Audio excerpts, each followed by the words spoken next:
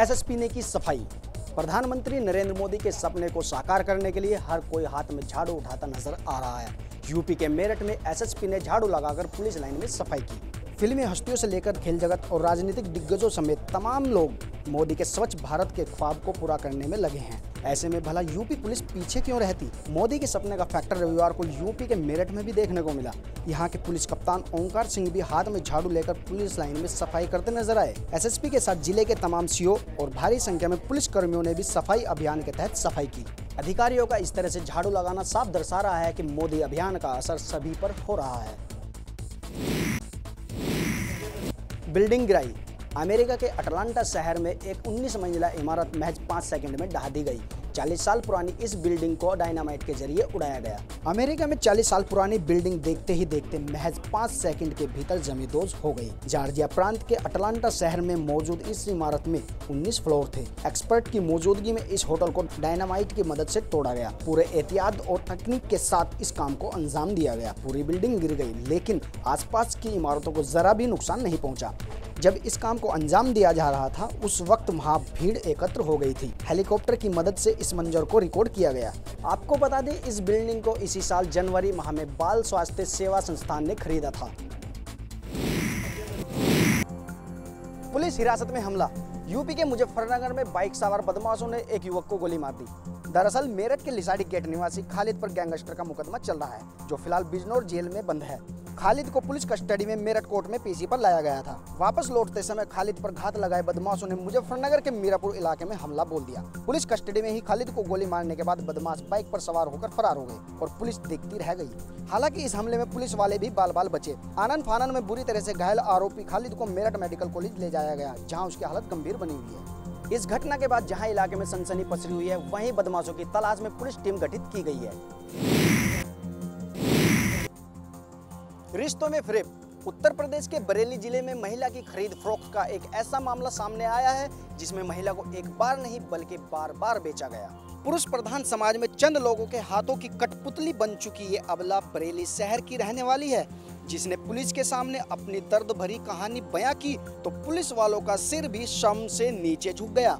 पीड़िता की माने तो करीब 3 साल पहले मोहल्ले में रहने वाली भाभी धोखे से उसे रामपुर के धमोरा कस्बे में ले गई, जहां उसे महज 50,000 रुपए में 2 लोगों के हाथ बेच दिया गया। इस अबला की दर्द भरी कहानी यहीं पर खत्म नहीं हो जाती। यहाँ पर भी उसे दूसरों के हाथों बेचा गया, जिसने चंद रुपए की खातिर कई लोगों के सामने परोसा और फिर उसे अपने घर लाकर बंधक बना लिया। अब किसी तरह वो बंधन मुक्त होकर घर लौटी तो पूरा माजरा परिवार वालों को बताया, जो पिछले 3 साल से उसकी तलाश में दर दर की ठोकरें खाते घूम रहे थे। मामले की गंभीरता को देखते हुए एसपी सिटी राजीव मल्होत्रा ने इस मामले में रिपोर्ट दर्ज कर पुलिस को तत्काल कार्रवाई करने के आदेश दिए हैं। मोदी की मुलाकात। G20 शिखर सम्मेलन से पहले प्रधानमंत्री नरेंद्र मोदी ने यूरोपीय संघ के अध्यक्ष और ब्रिटेन के प्रधानमंत्री से द्विपक्षीय मुलाकात की। इस मुलाकात में आर्थिक सहयोग का मुद्दा सबसे ऊपर रहा, जिस पर दोनों नेताओं ने कई घंटों तक चर्चा की। प्रधानमंत्री नरेंद्र मोदी सबसे पहले ब्रिटेन के प्रधानमंत्री डेविड कैमरून से मिले। डेविड कैमरून ने इस दौरान भारतीय नेताओं को ब्रिटेन की यात्रा पर आने का न्योता दिया। बैठक के बाद कैमरून ने कहा कि भारत के साथ संबंध ब्रिटिश विदेश नीति की सर्वोच्च प्राथमिकता है। जिसके बाद मोदी ने यूरोपीय संघ के अध्यक्ष हरमन वैन रोम्पाय के साथ भी मुलाकात की। आपको बता दें, G20 शिखर सम्मेलन में भाग लेने के लिए प्रधानमंत्री 5 दिनों की ऑस्ट्रेलिया यात्रा पर हैं। जमीन फटी। झारखंड के धनबाद जिले में जमीन धंसने से करीब 50 से 60 मकान पूरी तरह से ध्वस्त हो गए। मलबे में कई लोग भी दब गए, लेकिन उन्हें समय रहते बाहर निकाल लिया गया। दरअसल धनबाद के कोयला खदान इलाके के सिजुआ लालटेंडी अंगार पथरा में शनिवार अलसुबह अचानक जमीन धंस गई और 50 से 60 मकान पूरी तरह से तहस नहस हो गए। इस हादसे में कई लोग मलबे के नीचे दब गए, जिन्हें ग्रामीणों ने सुरक्षित बाहर निकाल लिया। आपको बता दें, ये इलाका कोयला कंपनी BCCL के एरिया संख्या 4 के अंतर्गत आता है। स्थानीय लोगों का मानना है कि हादसे की वजह भी कोयला खदान ही है। स्थानीय विधायक ढुल्लू महतो ने कोयला कंपनी BCCL पर निशाना साधते हुए कहा कि कंपनी प्रबंधक इस तरह की घटनाओं को लेकर गंभीर नहीं है। इस हादसे के बाद दर्जनों परिवार सड़क पर आ गए हैं, जो अभी भी मलबे में अपना सामान तलाशते नजर आ रहे हैं।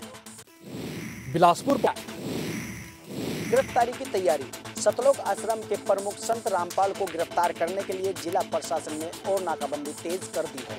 सतलोक आश्रम के चारों ओर खेतों में हरियाणा पुलिस के जवानों को 200 मीटर की दूरी पर तैनात किया गया है। वहीं अब 15 15 बटालियन CRPF, 5 बटालियन RAF और 200 रिटायर्ड आर्मी के जवानों को आश्रम के करीब 300 मीटर की दूरी पर तैनात किया गया है। वहीं हरियाणा पुलिस के करीब 2000 जवानों को भी तैनात किया गया है। इसके साथ ही आश्रम की बिजली और पानी भी काट दी गई है। हिसार के पुलिस अधीक्षक सत्येंद्र कुमार ने कहा कि 17 नवंबर की सुबह संत रामपाल को गिरफ्तार करके कोर्ट में पेश करना है। आपको बता दें, संत रामपाल की गिरफ्तारी नहीं होने पर कोर्ट ने सख्त नाराजगी जताई थी और साथ ही गिरफ्तार करने के आदेश दिए थे। बेटे की हत्या। राजनीति में भूचाल। संत समर्थकों और पुलिस में हुई झड़प के बीच हरियाणा के मुख्यमंत्री ने आपातकालीन बैठक बुलाई। साथ ही गृह मंत्रालय ने इस पूरे मामले की रिपोर्ट तलब की है। हरियाणा में पुलिस और संत रामपाल के समर्थकों के बीच हुई झड़प और मीडिया पर पुलिस के हमले की खबर ने जैसे हरियाणा की सियासत में भूचाल खड़ा कर दिया है। मामले की गंभीरता को देखते हुए हरियाणा के मुख्यमंत्री मनोहर लाल खट्टर ने एक इमरजेंसी बैठक बुलाई, जिसमें इस मुद्दे पर वार्ता की गई। इसके साथ ही गृह मंत्रालय ने मामले का संज्ञान लेते हुए राज्य सरकार से रिपोर्ट मांगी है। वहीं सतलोक आश्रम के प्रवक्ता राजू कपूर ने मीडिया को बताया कि बाबा हरियाणा में है ही नहीं, तबियत खराब होने की वजह से उन्हें हरियाणा से बाहर ले जाया गया है। अगर उनकी सेहत ठीक रही तो 21 नवंबर को वो कोर्ट में पेश होंगे। आपको बता दें, हाई कोर्ट ने हरियाणा सरकार को आखिरी मौका देते हुए 21 नवंबर तक की तिथि तय की। फरमान पर बवाल। लड़कियों पर पाबंदी लगाने के फरमान के बाद खाप पंचायत सामाजिक संगठनों और कार्यकर्ताओं के निशाने पर है। सामाजिक कार्यकर्ताओं ने इस फरमान को बेवकूफाना करार दिया है। राष्ट्रीय महिला आयोग की सदस्य शमीना शफीक ने इस फरमान की घोर निंदा की है। उन्होंने कहा है कि इस तरह के बेवकूफाना फरमान सुनाने वाली खाप पंचायतों से प्रशासन को सख्ती से पेश आना चाहिए। सामाजिक कार्यकर्ता मैमूना मुल्ला ने भी खाप पंचायतों की सोच और उनके फैसलों को पूरी तरह से नकारते हुए निंदा की है। उनका कहना है कि जरूरी नहीं है कि जींस पहनने, मोबाइल और इंटरनेट इस्तेमाल करने वाली लड़कियों के साथ ही बलात्कार होता हो। साड़ी पहनने और खेतों में मजदूरी करने वाली महिलाएं भी उत्पीड़न का शिकार होती हैं। सामाजिक कार्यकर्ता और पूर्व आप नेता साजिया इल्मी ने तो खाप पंचायत को ही नसीहत देते हुए कहा कि पहले वो अपने आप को बदले और लड़कियों को ताड़ना बंद करे, उसके बाद अपनी सोच और नजरिए को साफ करे, न कि लड़कियों पर बंदिशें लगाएं। सामाजिक कार्यकर्ता बरखा शुक्ला का कहना है कि वो इस फरमान के बिल्कुल खिलाफ है और इस तरह के बयानों पर गौर करने की जरूरत नहीं है।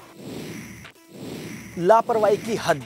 यूपी की जंग खाई सरकारी मशीन की कारगुजारी ने एक परिवार को इतना बड़ा झटका दिया कि उन्हें अस्पताल तक जाना पड़ गया। हापुड़ जिले का ये परिवार जिस विभाग की कारगुजारी का खामियाजा भुगत रहा है, वो विभाग किसी और के पास नहीं बल्कि खुद सूबे के मुखिया अखिलेश यादव के पास है। जी हाँ, हम बात कर रहे हैं पावर कारपोरेशन यानी बिजली विभाग की। दरअसल हापुड़ के रहने वाले मनीष ने खुर्जा शहर में आटा चक्की लगाई हुई है, जिसे विभागीय कर्मचारियों की लापरवाही ने प्रदेश का शायद सबसे बड़ा बकायेदार बना दिया है। मनीष की आटा चक्की का एक महीने का बिल 37 अरब 13 करोड़ 33 लाख 80 हजार 325 रुपए आया है। भारी भरकम रकम वाला बिल देखकर पूरा परिवार सदमे में आ गया है। इतना ही नहीं, मनीष की बड़ी बहन को तो इतना बड़ा झटका लगा कि उसे अस्पताल में भर्ती करना पड़ा, जबकि लाचार और बेबस मनीष लगातार बिजली विभाग के चक्कर लगा रहा है, लेकिन उसकी कोई सुनने वाला नहीं है। हद तो तब हो गई जब आला अधिकारी भी विभाग की गलती का ठीकरा बिल बनाने वाली कंपनी पर फोड़ते नजर आए। जांच से हटे सिन्हा। सीबीआई निदेशक रंजीत सिन्हा को 2G घोटाले मामले में जांच से हटा दिया गया है। सीबीआई को झिड़की लगाते हुए सुप्रीम कोर्ट ने कहा कि वहां ऑल इज नॉट वेल, यानी सब कुछ ठीक नहीं लगता। सीबीआई निदेशक रंजीत सिन्हा के खिलाफ गैर सरकारी संगठन द्वारा लगाए गए आरोपों में कुछ सच्चाई दिखती है। आपको बता दें, इस मामले की सुनवाई के दौरान अदालत में भारी संख्या में सीबीआई अधिकारी मौजूद थे, जिस पर कोर्ट ने कड़ी आपत्ति जताई तो सभी अधिकारी बाहर निकलकर चले गए। रामपाल को जेल। रामपाल को हरियाणा पंजाब हाई कोर्ट के समक्ष पेश किया गया, जहां से उन्हें 28 नवंबर तक के लिए न्यायिक हिरासत में जेल भेज दिया गया है। कोर्ट ने मामले की अगली सुनवाई 28 नवंबर मुकर्रर की है। हाई कोर्ट ने हरियाणा पुलिस से पूछा है कि क्या रामपाल के आश्रम में हथियार या बंकर हैं। कोर्ट ने पूछा है कि ऑपरेशन में कितने लोग घायल हुए। पुलिस को आश्रम से संबंधित रिपोर्ट 5 दिन में देने का निर्देश दिया गया है। वहीं कोर्ट ने हरियाणा पुलिस की तारीफ भी की है। कोर्ट ने कहा कि कम नुकसान में आपने यह ऑपरेशन पूरा किया।